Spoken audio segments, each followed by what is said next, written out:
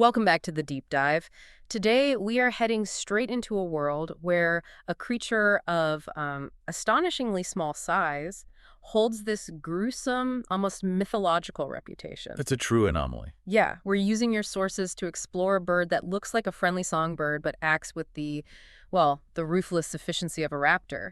Its prey is broad, its tactics are terrifying. And its name is synonymous with brutality. The butcher bird. Okay, let's unpack this. We are diving into the world of the Loggerhead Shrike. It's a necessary deep dive because this bird, it's often hiding in plain sight in North America's grasslands. Yeah. It just embodies a shocking contradiction. Right. When you think of fierce predators out there, you picture something big, something obvious. But the shrike, sometimes they call it the Avian Hellraiser, earns that title through one primary, deeply unsettling behavior. And the impaling. The impaling. It sticks its victims, insects, lizards, even other small birds, on sharp objects. It's creating a pantry. So that's the mission today, to understand how this seemingly innocuous little bird became one of the most efficient killers on the continent. We'll distill the knowledge on its bizarre taxonomy, its specialized and extremely violent hunting, and why this miniature masked bandit is now in trouble. We are dissecting the life of a creature whose survival really hinges on finding the sharpest points in its environment. It's a story of hyper-specialization, and as we'll see, that's now its greatest vulnerability. Let's start with some context. The Shrike family, these butcher birds, they're not just a North American thing, right? This is a global concept. That's right. When we talk about the butcher bird, we're really talking about the whole shrike family. It's a group of, upwards of 24 species, Yeah. and they terrorize prey across North America, Eurasia, and North Africa. They all share that common brutal identity. And the nickname itself, butcher bird, it came directly from that impaling behavior. Absolutely. The name started in the Northern Hemisphere in Africa, specifically for shrikes that impale and store food. But what's fascinating, and a great little taxonomy nugget from the sources, is that this behavior is so, recognizable. It's a brand. It is, so much so that in Australia, you have entirely different groups of birds, different genera, that also impale their prey. Yeah. And they're also called butcher birds. Even though they aren't related. Not closely at all. It just shows you that if the specialization is extreme enough, it earns the same morbid name no matter the family tree. That makes perfect sense. Okay, let's zoom in on our guy, the Loggerhead Shrike. If we're out in the scrubland, what are we looking for? You're looking for a tiny, gray and white feathered assassin. The first thing you'll notice is the sharp black mask across its eyes. The masked bandit or Batman bird look? Exactly. And true to its name, it has a a disproportionately massive blocky head. The name itself sounds so serious. Loggerhead Shrike, what does that actually mean? It's surprisingly literal and, frankly, kind of funny once you break it down. Loggerhead is just an old term for a big head, a blockhead. A blockhead. Yeah. And shrike comes from an Old English word for its loud, harsh, shrieking sound. So the name of this feathered butcher literally translates to big-headed yeller. The big-headed yeller. It's hard to reconcile that name with its reputation. It really is. And the size paradox is so key here. We're talking about a tiny tyrant, but just how small is it? It's small. Think a little bigger than a house sparrow, maybe about the size of a robin. But here's the critical detail.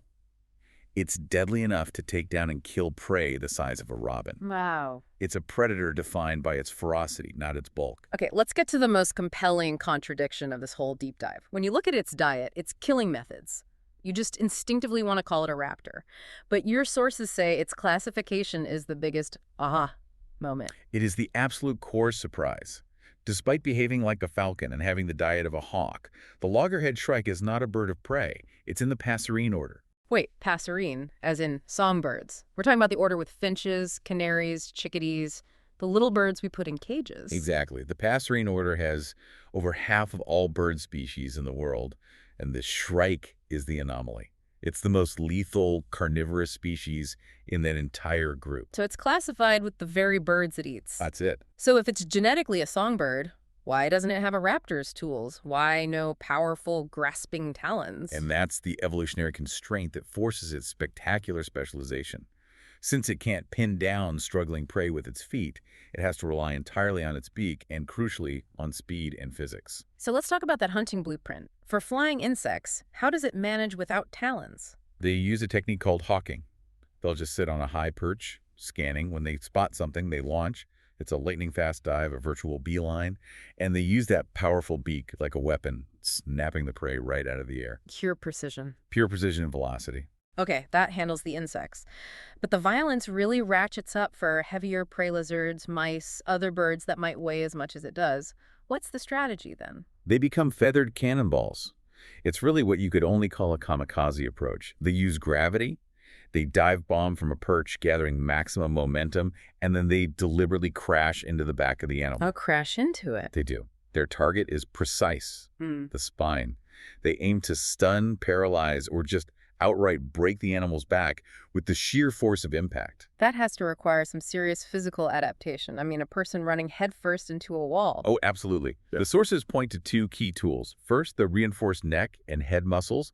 They're just vastly disproportionate to its body size, and they absorb that impact. And second is the specialized beak. It is incredibly sharp, and it has a feature called the tomial tooth. A tomial tooth. That sounds almost reptilian. It's an evolutionary marvel. It's a sharp projection on the upper part of the beak, and it's positioned perfectly to shear and fracture. So once the prey is stunned by the dive bomb, the shrike uses that tomial tooth to deliver the final bite, fracturing the neck or severing the spine. So it's basically a raptor's killing tool on a songbird's body. You've got it. It's a songbird that hunts like a peregrine falcon. The killing is done. Now comes the act that gave it the name, the impaling. Why is this gruesome act not just a choice, but a functional necessity? It solves two huge problems for the bird. First, without grasping talons, it literally can't hold its meal down to eat it. A struggling mouse would get away instantly. So it needs a vice. It turns the landscape into its cutting board. Exactly. And the second function is resource management. Shrikes often hunt successfully when they're not even hungry. They practice surplus killing. They kill for fun. It seems like it. And they turn those extra kills into caches or larders. Yeah. Those are crucial for surviving winter or other lean times. And what does it use for these butcher hooks? Anything fixed and sharp. Thorns on hawthorn bushes are perfect. Sharp branches or in areas near us, barbed wire fences are a highly desirable substitute. So we have this ruthless, efficient killer. But here's where the narrative takes a really surprising turn. How does this master of brutality handle something like courtship? It turns out the male shrike is a generous lover. Their courtship is all resource-driven. They have dances and calls, sure, but the main signal of a fit mate is the size and quality of his pantry. You're kidding. A bigger pantry is more attractive. A male with a fully stocked larder, this gruesome lineup of impaled mice and insects, is basically shouting to the female, "I'm an excellent provider." So the ultimate romantic gesture is a spike full of dead rodents. Precisely. And once they pair up, the male helps build the nest, usually in those same thorny, protective bushes. He also feeds the female constantly while she incubates the eggs. That's surprisingly domestic. It is, but even their parenting has this brutal efficiency. Our sources describe a detail of just harsh survival. If some chicks in a clutch are weak or unviable, the parents will sometimes feed them to their stronger siblings. No waste allowed, just core biological efficiency. Huh? But despite this mastery, the shrike is struggling. This creature that controls insect and rodent populations is in critical decline. It's a profound tragedy. Western and central shrikes are doing okay, relatively stable, but the eastern subpopulations are in a steep dive. How steep? In the last century, the eastern population in the U.S. has plummeted by over 75%. In Canada, they were almost extinct in the wild just a couple of decades ago. Just a few dozen breeding pairs left. What's driving that crash? It's a mix of factors, but they all tie back to us, to human land use. We are directly removing the specialized tools this bird needs. Those thorny shrubs. The thorny shrubs for nesting, and critically, for its larders. As farmland expands and gets cleaner, as we replace scraggly, thorny fence rows with neat suburban landscapes, the shrike loses its entire toolkit. So replacing an old hedge with a smooth wooden fence literally takes away its ability to eat. It takes away its ability to eat, to nest, to survive. We're also seeing problems with pesticide contamination wiping out its food base, and more deaths from car collisions in these fragmented areas. It really shows how specialization, the thing that made it so successful, becomes a huge liability when the environment changes. Are there any recovery efforts underway for the big-headed yeller? There are, thankfully. Wildlife Preservation Canada started a captive breeding and release program back in 2003. They breed them in facilities and then release them into protected areas. And is it working? It's hopeful. They've released over 800 shrikes so far, and more than 50 of those have returned to Canada to breed as wild adults. Yeah. It shows that if you give them the right thorny habitat, they can reclaim their territory. So we're left with this magnificent paradox. Mm. A miniature songbird, genetically a canary's cousin, that uses physics and spikes to conquer its world, all while facing extinction because we're tidying up the messy patches of land it needs to live. And that's the real story here. The Loggerhead Shrike is a sharp reminder that when we clean up the wilderness, when we replace rugged nature with tidy landscapes, we often remove the one critical element a specialist needs to survive.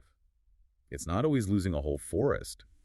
Sometimes it's just losing one thorny bush that breaks the chain. Which brings us to a final thought for you to consider. For a predator whose success hinges entirely on finding a stationary spike to secure its meal, what kind of changes, behavioral or genetic, would it need to thrive in a world without its butcher hooks? And what does the survival of the big-headed yeller tell us about the hidden value in preserving the messy, thorny patches of land we so often rush to replace? Something to chew on, perhaps not impaled, but certainly worth exploring.